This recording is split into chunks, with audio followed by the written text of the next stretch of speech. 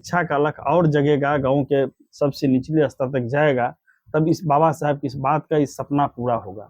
अम्बेडकर की जयंती हम लोग ऐसे जगह मनाए हैं जैसा मन प्रशांत जी का है, हमारे जो सूत्रधार हैं जनसुराज पार्टी के, ऐसे सुदूर इलाका में हम लोगों ने मनाया कि आज तक स्वतंत्रता के बाद कोई वहाँ अम्बेडकर की जयंती मनाए नहीं थे। तो लगा कि नहीं, यह प्रेरणा डॉक्टर भीमराव अम्बेडकर बाबा का ही है और ये इसमें योगदान प्रशांत जी की भी प्रेरणा है शामिल। तो मैंने आज महादलित टोला पर मनाया। वह मधेपुर प्रखंड के तरडिया गांव के वार्ड नंबर 11 जो माझी जाति के हैं, मुसहर जाति के हैं, सदैव टोला, वह महादलित टोला पर मैंने मनाया। और इनका उद्देश्य, लोग जानते थे भीमराव अम्बेडकर के बारे में कि नहीं? भीमराव अम्बेडकर के बारे में नहीं जानते थे। हमारे एक साथी तो उन लोगों से पूछा कि भाई इनको जानते हैं, किनका चित्रपट है? कहा कि नहीं, हम लोग नहीं जानते हैं। ऐसी स्थिति है। आज भी बिहार में ऐसी जगह है जहाँ पे लोग अम्बेडकर जी को कोई जानते नहीं, जो संविधान के रचयिता है। हाँ, ये खासकर जो महादलित टोला में मैंने देखा, जो पिछड़ा जो है दलित है, वहाँ मुझे स्पष्ट मिला कि वो लोग नहीं जानते हैं। अभी भी है, बहुत ढेर सारे हैं। वो तो लगा कि और यदि हम कोसी बेल्ट पूरब जाए तो और ऐसे जगह है जहाँ डॉक्टर भीमराव अम्बेडकर, जो हमारे संविधान के रचयिता निर्माता थे और विश्व में जिनकी ख्याति थी, और जो यह धरोहर है, भारत का धरोहर है, जो गरीबों की रक्षा, दलितों की रक्षा और समानता की बात करते हैं, वैसे महापुरुषों को आज तक जो जिनके लिए उसने काम किया, जिनकी भावना थी, उनको वहां तक भी नहीं पहुंचाया गया है। आप अपना परिचय दे दीजिए। मेरा नाम डॉक्टर राजनयन यादव हुआ, मैं जिला अध्यक्ष संजालपुर जनसुराज पार्टी। सुनील जी, आप मतलब बाहुबली से चल के यहाँ पे आए हुए हैं, तो क्या उद्देश्य था? बाहुबली अब संगठन जिला झंझारपुर हो गया, तो आना ही है सबको।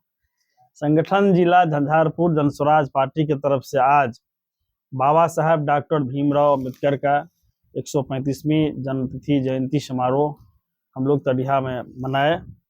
अभी अध्यक्ष जी बताए हैं, इतने बड़े विश्व के लोकतंत्र के जन्मदाता, इतने बड़े विद्वान, गरीबों के मसीहा, और अम्बेडकर साहब का जो दर्शन है, वो दर्शन गांव के या समाज के अंतिम व्यक्ति तक जो पहुंचना चाहिए, आज के इस समारोह से ये पता चला कि वहां तक आज भी नहीं पहुंचा है।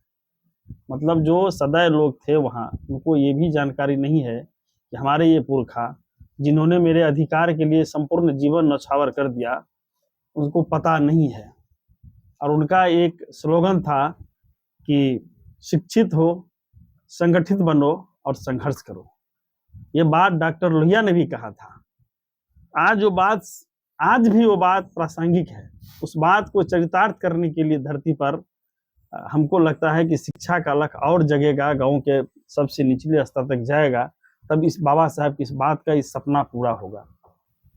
और डॉक्टर भीमराव अम्बेडकर के विषय में जितना कहा जाएगा, तो हमको लगता है कि जितनी विद्वता उनके कलम में थी, उनके जुबान पर सरस्वती जी का आशीर्वाद था, कोई व्याख्या, कोई विद्वान हिंदुस्तान में नहीं हुआ या पूरे विश्व में इसकी पूरी व्याख्या करे।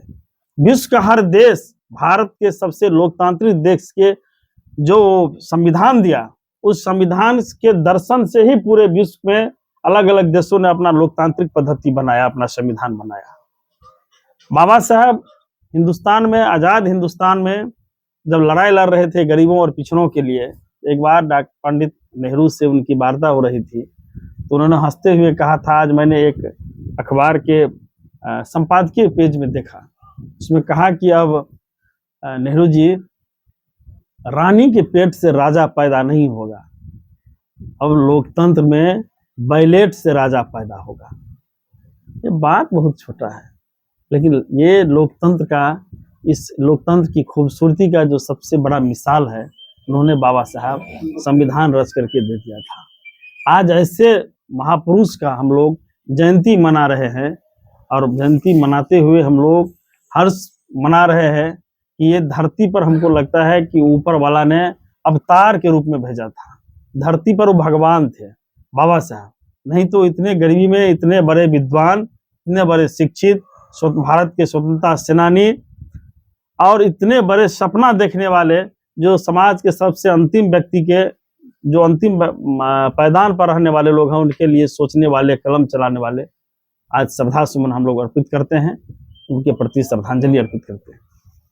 लेकिन सर देखने के लिए मिल रहा है कि अभी तक मतलब जो अंतिम व्यक्ति तक पढ़ना चाहिए बाबा भीमराव अम्बेडकर का, कि संविधान पढ़ा लिखा होना चाहिए, आज भी पिछड़े लोग बहुत सारे हैं, इसके लिए क्या कहना चाहिए? देखिए, अब भरोसा है हम लोगों को कि समाज के अंतिम व्यक्ति तक चला जाएगा बाबा साहब का पैगाम, शिक्षा का अलख निचले स्तर तक जाएगा। इसलिए कि जो लोग बाबा साहब को गाली दिए उस समय में, जो सामंती पर गाली दिए थे, आज वो लोग भी बाबा साहब की जयंती मना रहे हैं। इससे बड़ा खुशी क्या हो सकता है?